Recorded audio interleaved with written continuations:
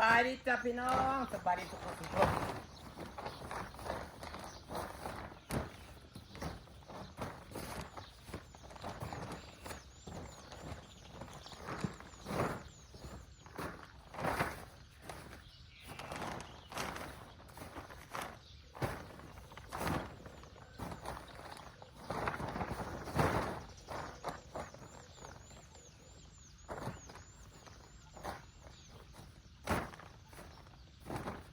พอมันเป็นทรงขดโง่มันจะปูย่างจักหน่อยพี่น้อง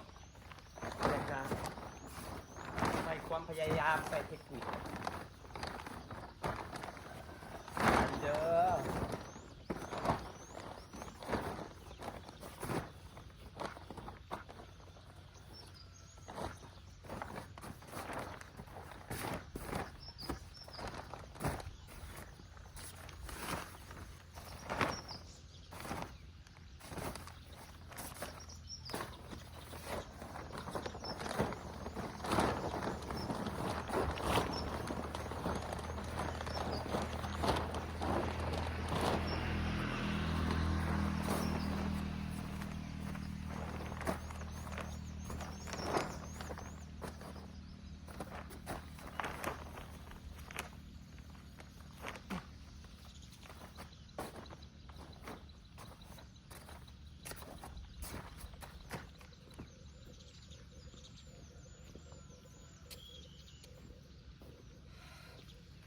สู้เว้ย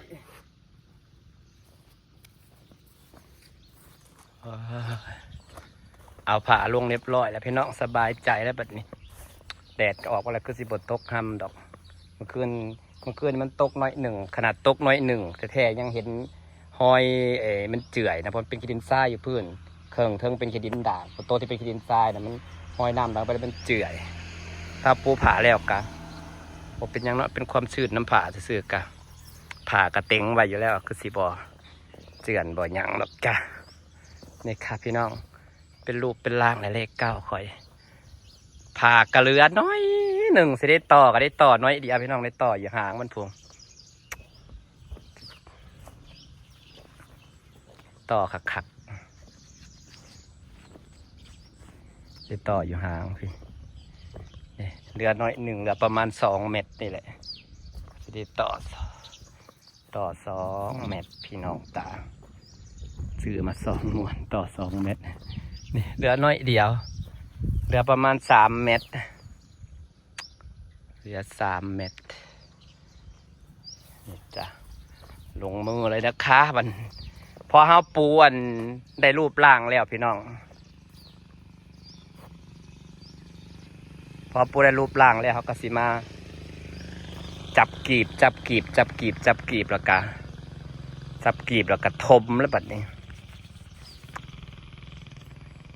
เขาว่ามันต้องมีกีบหรอกโอ้ยค่อยไปทิพใหม่ค่อยเปิดว่า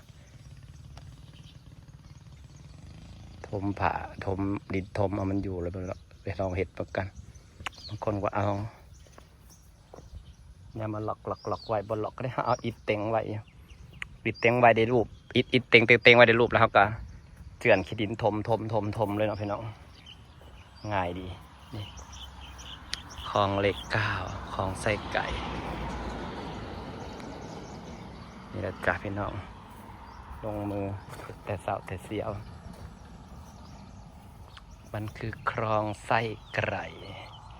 นั่นเองมันคือเลข9นะจ๊ะพี่น้องจ๋า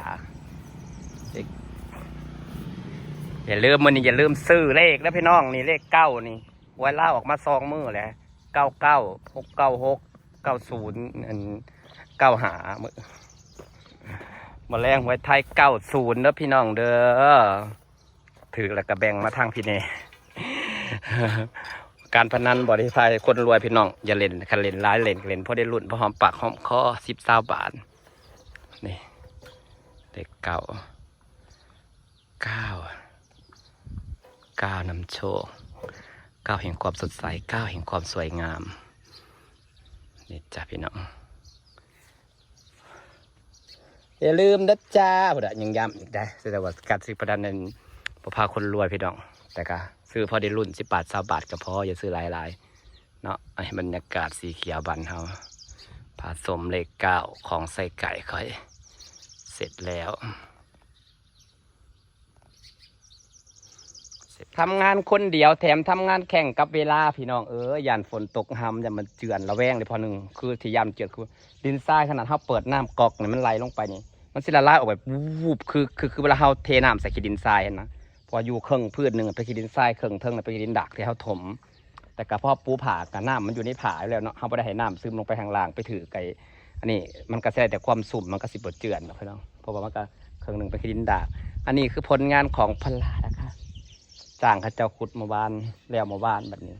ปูผายลงมือเองแล้วก็คอยจีบจะเป็นจีบให้มันงามเนาะแล้วก็ถมขอบเลือดจะกระสิเป็นของไส้ไก่เลข9นะจ๊ะ9นะจ๊ะ9990นะจ๊ะ09นะจ๊ะสบายดีเด้อจ้ะพี่น้อง900999